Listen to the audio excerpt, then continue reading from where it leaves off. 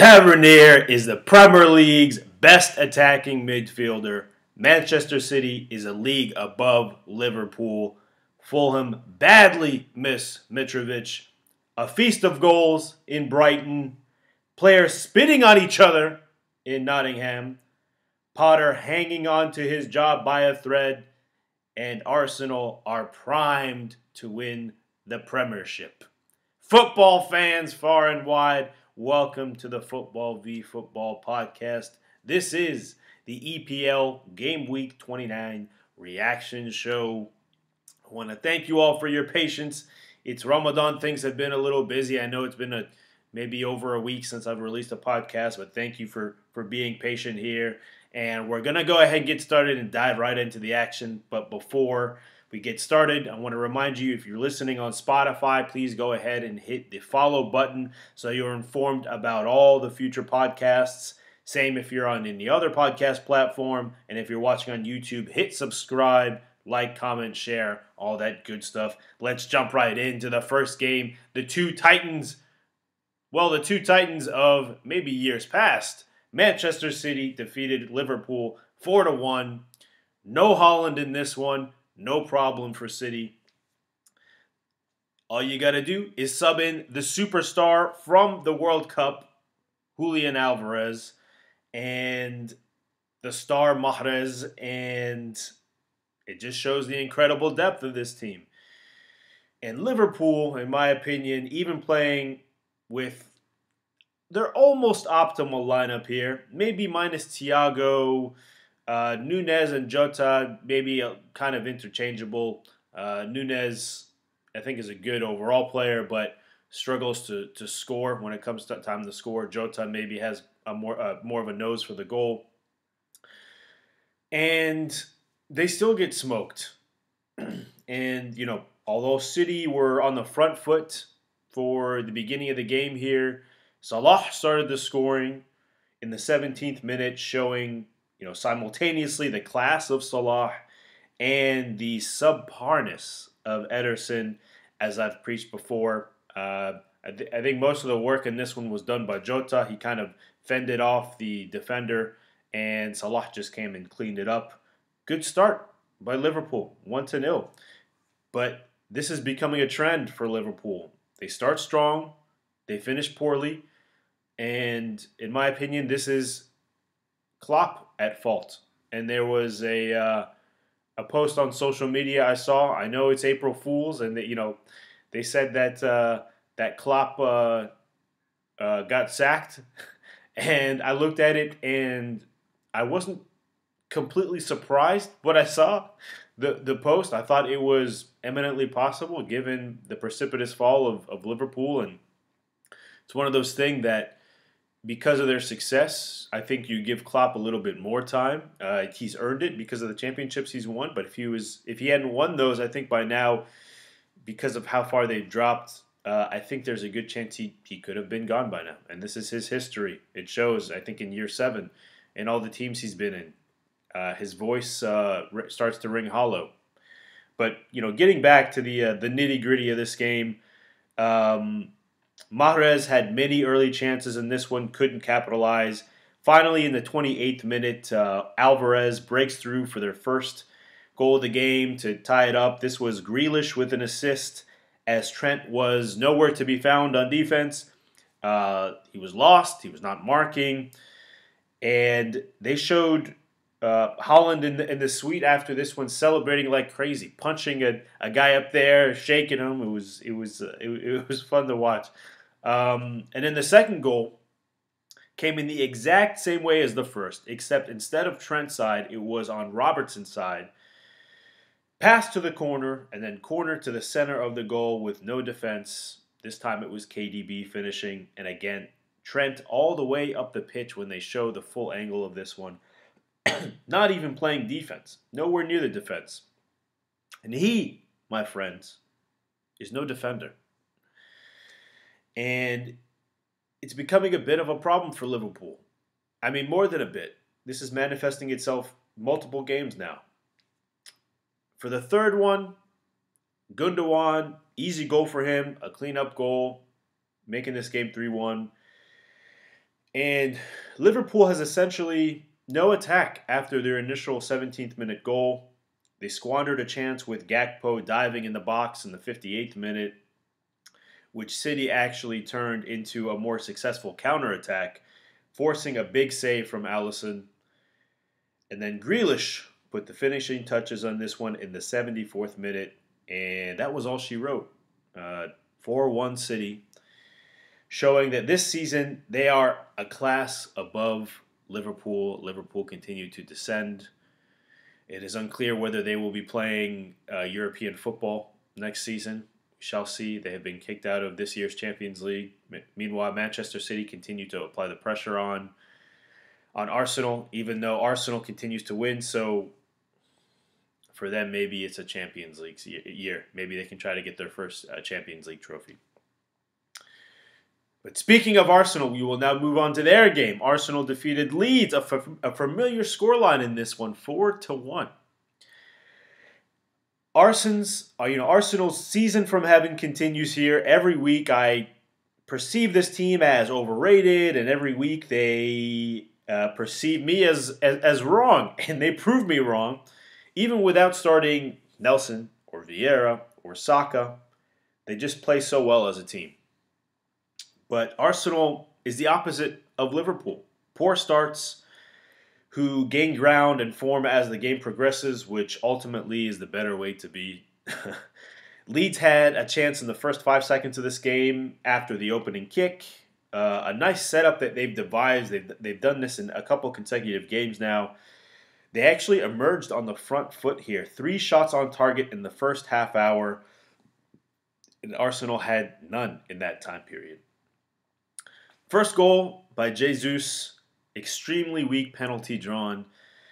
Luke Ayling just kind of tapped him on the knee and he went diving. It was really pathetic, and if I had my way in football, that's a yellow for Jesus. But as it is now, the refs allow themselves to be fooled, and they convert this penalty, obviously, to break the deadlock and make it 1-0 Arsenal. In the 40th minute, Meslier again makes a horrible mistake, as he did the last couple of weeks here, where he comes out way outside of his goalie box, out into the field of play, and didn't return back in time, and was bailed out by Ayling, but just barely. And I'll jog y'all's memory. He did this against Liverpool, came almost to midfield, halfway from his goal to midfield, and then held the ball. And then he did this again last week as well with that header.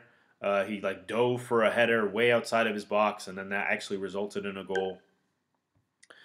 And then he does it again. I mean, whoever is this keeper's coach needs to. I know it's a rule. You got to come out and intimidate and close off the angle for attackers, but he's taking it way too far. So Meslier, I am generally a fan of this guy. I think he's good. He has length. He's an overall good keeper. Some of these mechanics are starting to cause him to deteriorate as a keeper. So just don't come out as much. Just draw a line in your head like an invisible fencing dog to just, once you reach a certain point, just stop moving out of that area. But anyway, the second goal of the game came from Ben White here at the far post. Nice, clean goal, Arsenal. Then the floodgates were open. Same fancy footwork, or some fancy footwork by Trossard, who is a player I'm a big fan of, to fake out the defender and then send a cross into Jesus, who cleaned it up with an easy goal, 3-0 Arsenal. Leeds found their form midway through the second half here, had a couple chances, one of which resulted in a goal. Christensen, good strike that deflects off of Zinchenko for an own goal, but again, as I always say, when you put the ball on target, you set yourself up for good things to happen, and they broke Arsenal's clean sheet. Then the fourth goal of the game for Arsenal came off a nice header by Xhaka here, and a nice setup by Saka to Xhaka, who came off the bench here to assist the fourth and final goal of the game, and this became a rout, and Leeds are in trouble, while Arsenal continue to ascend and keep a tight grip on that number 1 seed. I still want to see Arsenal play a good team. I think most of their schedule is still pretty cake, but Yeah, we will see. We will see. I have to check maybe some of their future games, but I want to see Arsenal tested, especially because they are poor starters. First half hour of the game, if they play City, if they play, I don't know, Tottenham, player a team like that. If that team goes up 2 or 3-0, what does Arsenal do? Are they able to crawl out? We shall see. They've done it before, but that took Reece Nelson, who they didn't play today. I mean, I guess they don't need him, but or at least not in this one. I think they will need him in the future. Anyway, moving on to the next one here. A surprisingly good game, or at least for one side. One of my low-key favorite teams, Bournemouth. Bournemouth defeated Fulham here 2-1. Fulham losing their form. They're a completely different team when Mitrovic doesn't play, and as we know, Mitrovic is now suspended for at least 3 matches after pushing the ref in the FA Cup game. And so their whole game plan, which brought them early success in the Premier League this season after they had emerged from the second division, it's a plan centered around Anthony Robinson and Kenny Tete feeding Mitrovic, and that kind of collapsing defenses. That all goes out the window when Mitrovic isn't there. All that being said, Fulham does come out on the front foot in this game. Pereira makes a great run and strikes first in the 17th minute. His teammate Solomon almost ruined this by being offside, but it was called just barely onside. Pereira, aggressive all game in this one, had another bicycle kick chance that was not too far off. But as this game progressed, again, Anthony Robinson, a few minutes later, tried to take matters into his own hands. He said, I don't care if Mitrovic isn't in this game. Instead of feeding his strikers, he took his own strike, and it was a rocket that hit the post, shook the very foundation of the goal. Anthony Robinson's a good player. Maybe a little aggressive, maybe sometimes on defense, but I think he's a great attacking defender. I think it's a shame that they had to play guys like Carlos Vinicius and even Solomon, who I'm not a fan of for various reasons. Ouattara for Bournemouth then had a chance, nearly squeaked by, aside the goal, barely missing, and then had another chance that was actually a goal but was called offside. Ouattara is a tremendous player who his stats in this game will belie how effective he was, but I think he's a tremendous player. And then the master of this team, the difference maker, in the beginning of the second half, when they finally put him in the game, immediately Marcus Tavernier, an absolutely clinical left-footed curved shot from outside the box, top corner with a beauty of a goal, one of their best of the season. And I'm telling you, when healthy, Tavernier is among the top offensive players in the entire Premier League.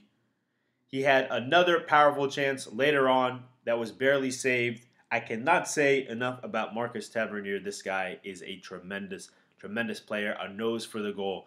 He is the star of this team. The fact that he's been out with a hamstring injury so long is why they are in the relegation zone. But what a breath of fresh air he was to this team. Came on after halftime with that incredible goal. Then to take the lead, Solanke scores as only he can as a cleanup goal here where he did basically no work, right place at the right time. And maybe that'll boost his confidence. He was so visibly happy after this one, and good for him. He needs to, start allowing himself to not get dispossessed so much and have more of a nose for the goal. He's used to, putting a lot of shots on target, but the fact that he gets dispossessed so much, and he has a string of games where he just can't score. But good for him. Maybe this will be a confidence booster for him. And that's how this game ended, 2-1. This was a huge result for Bournemouth. Lifts them above the bottom three, out of the relegation zone. And as I've always said with Tavernier, this team has a very strong attack. They're a very low-key, dangerous team.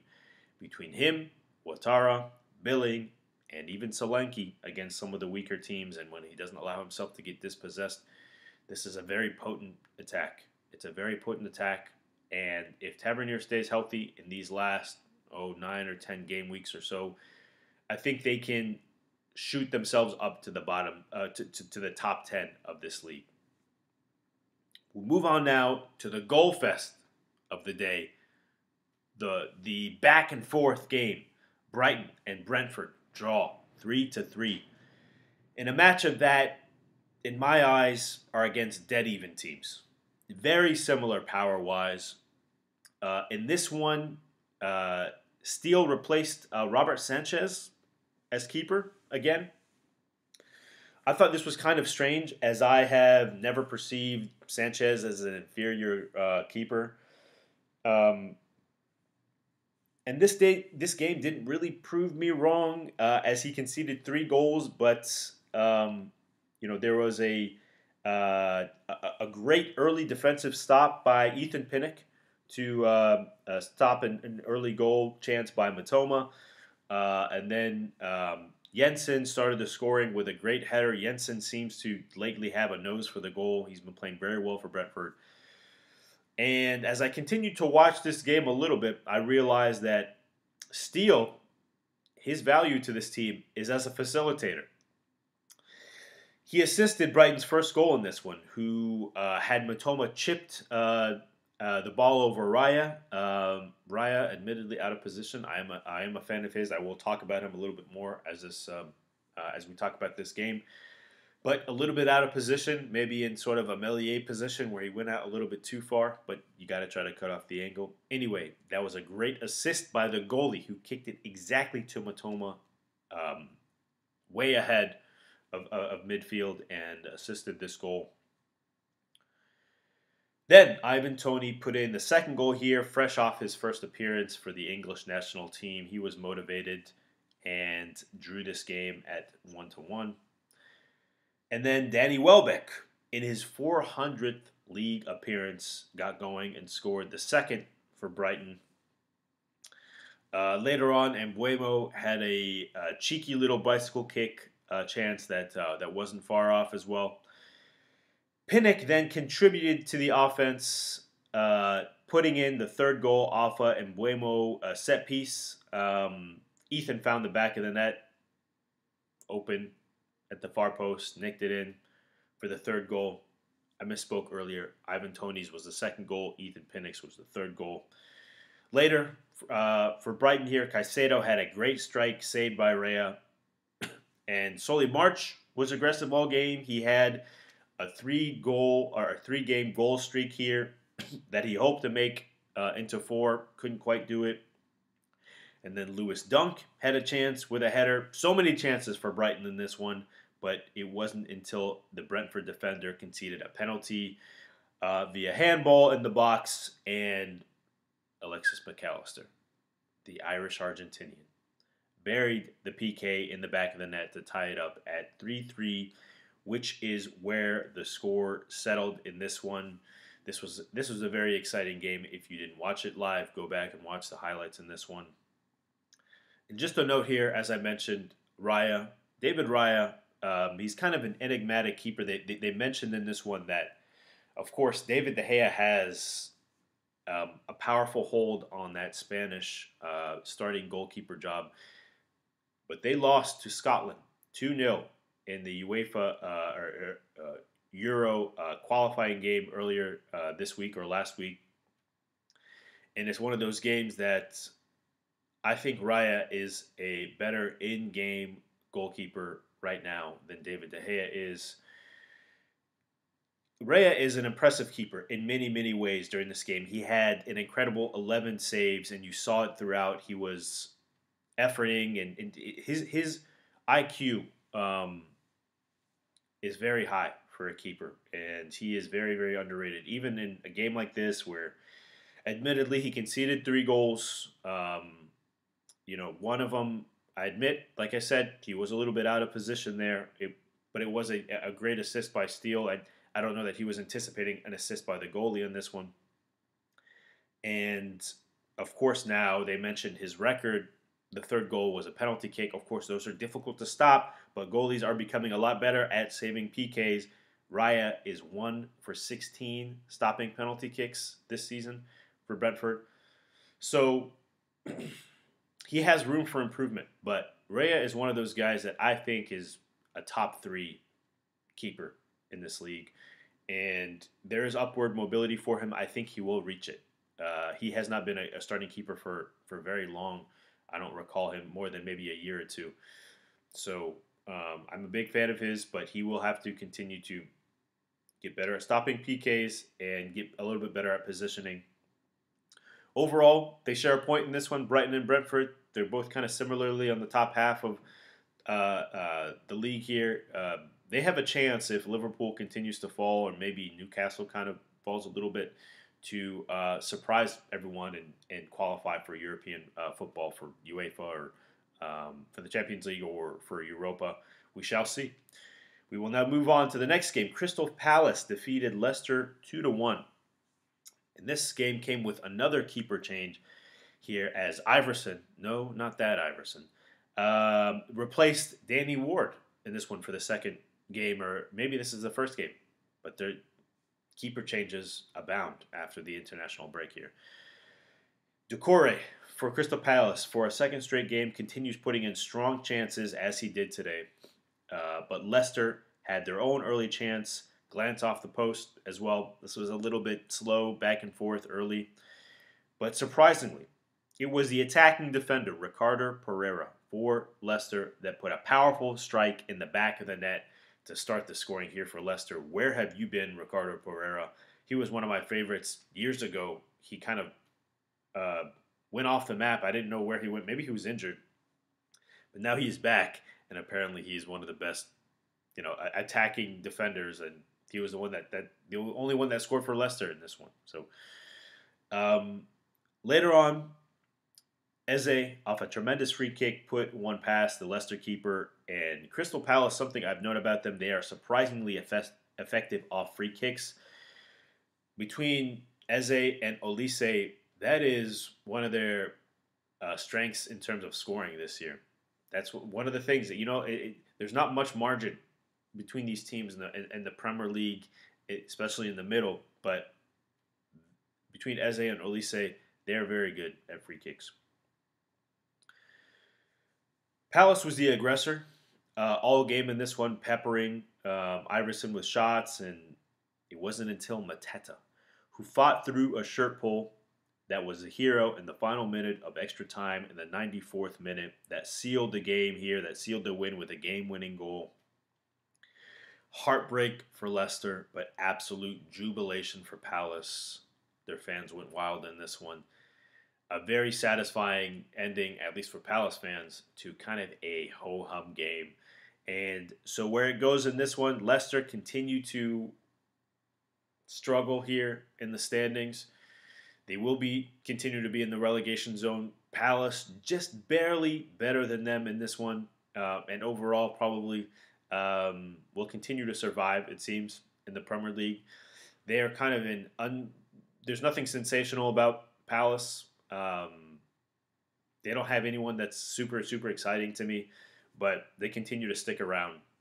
They will need eventually an exciting star on this team, an exciting striker, if they want to ascend into anywhere other than the middle of the pack.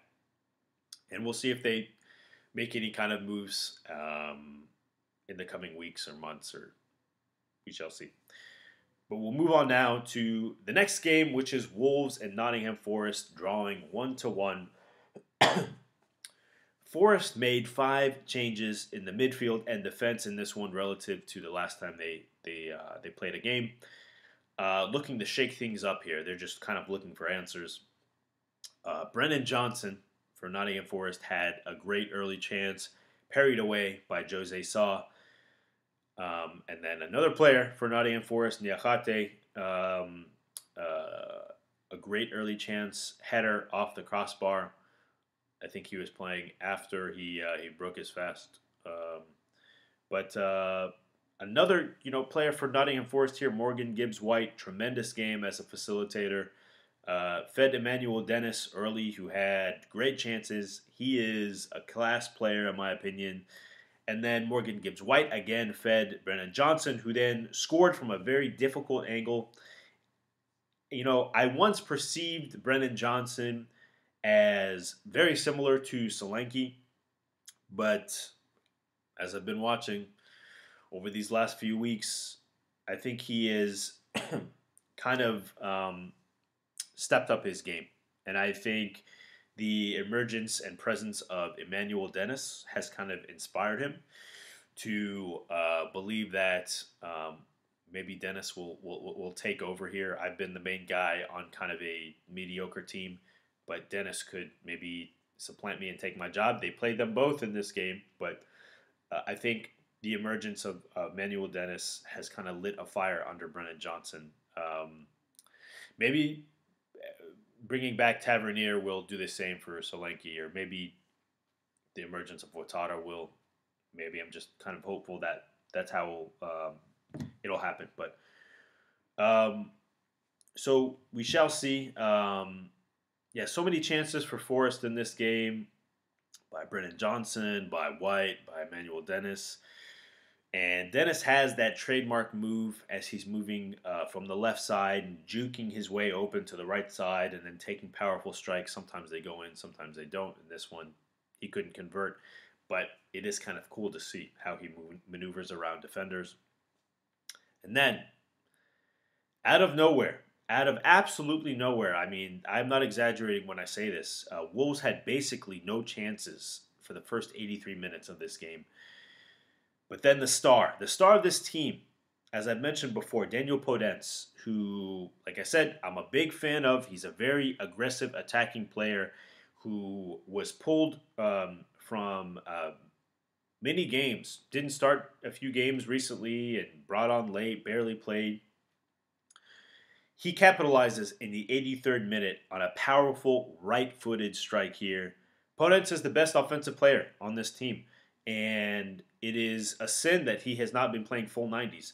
He should absolutely be playing full 90s every single game. He has a motor. He has stamina. He is aggressive. He is powerful. Play him 90 minutes every game. I will add a note here on Sarabia. After a blistering start for Wolves, he has had a very poor last 3 to 4 games. A very precipitous drop-off, and I'm not sure why. Maybe somebody can tell me in the comments why this guy has fallen off so much. And then the story of this game at the very end, kind of an interesting moment that ties in the guy I just talked about, Podence. In the 91st minute, it looked like Podence spit on Brennan Johnson, but after a thorough review in VAR to determine whether it was a red card, it was deemed that he just kind of blew air in the face of Brennan Johnson, and I guess no spit was cited. We have a real Seinfeld situation on our hands here, but there was no second spitter because it appears there was no first spitter. But yeah, just kind of a bizarre occurrence. And then in the post-game handshake, the coaches for both teams had words for each other here. Perhaps rooted in that incident there, Spitgate or Blowgate, whatever you want to call it, however you saw it. But 1-1 here for a couple teams that are struggling. They will both be in the relegation zone, it appears. But the story of this game is Nottingham Forest did blow it. They blew this game. Moving on now to the last game of the day, Aston Villa defeating Chelsea 2-0.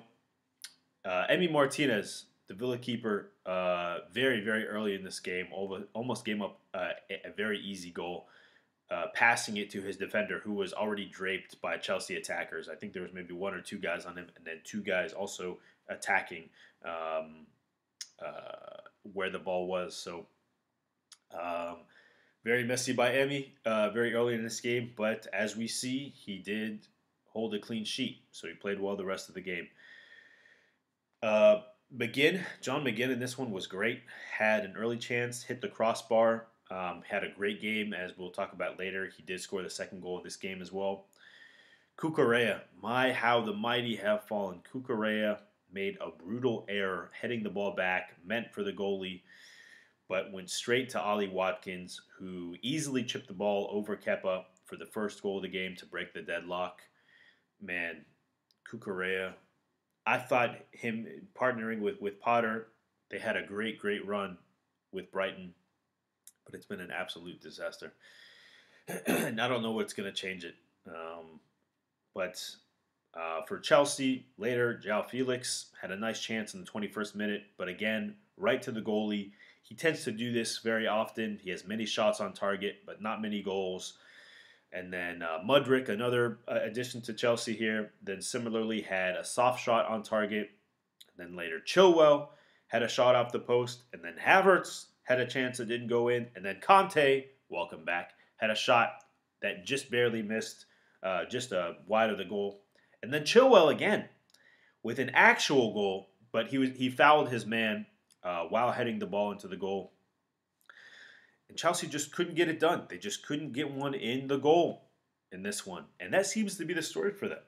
I mean, as I'm reminiscing on their games of past, they put a lot of shots toward the goal. Some of them are on target. Some of them are just kind of shots aimed at the goal, but just not precise.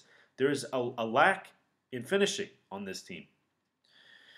Then in the 57th minute, as mentioned before, John McGinn, a powerful strike to put them up 2-0. McGinn, he is refinding his form. He kind of ebbs and flows, this guy, but he is finding his form now. And then there was a questionable handball for Villa late in the second half, but it wasn't given as a penalty kick. It was off a deflection and deemed that the hand wasn't moved out of a natural position, so it was not given. No breaks for Chelsea there. And another bad Premier League loss by Chelsea, who are thriving in the Champions League, and that is probably the only reason why Graham Potter still has a job. That was the last game of the day, ladies and gentlemen. So this concludes the Premier League Game Week 29. I want to thank you all again for tuning into this one. Thank you for your patience in the lack of a podcast for, I believe the last one that was released was on the 22nd of March. So I want to get these out a little more often. I have noticed that many people from not only America, but from England and Ireland and France and all across really Brazil and Hong Kong and Italy and Belgium. There are many people from many countries that I see are starting to tune in, and I really appreciate it. I hope you're able to understand this. I know maybe I'm not sure that there are captions in other languages. I do the captions for English on YouTube at least. But I do hope that you are enjoying these podcasts. I really appreciate the support.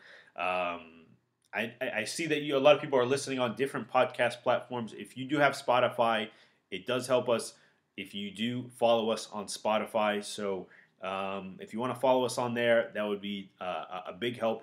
But you can also continue listening on whatever podcast platform you use, Amazon or Pandora or Apple Podcasts or whatever you listen on. Greatly appreciate it. And on YouTube, if you're watching on YouTube as well, we'd really appreciate if you hit that subscribe button. That really helps us as well. And then like, comment, share, all that good stuff. And if you're on Instagram and Twitter, we're on there as well. Instagram, it's at @football_v_football. On Twitter, fballvfball. We do release some shorts, some YouTube shorts and reels that don't make it to the podcast platform, but are interesting nonetheless. So if you want to join us on there as well, it would be great to have you. It would be great for you to engage. But yeah, that'll do it for this week's EPL Game Week 29 reaction show. Really want to appreciate you guys for tuning in. We'll see you guys next time. Have a fantastic day, football fans.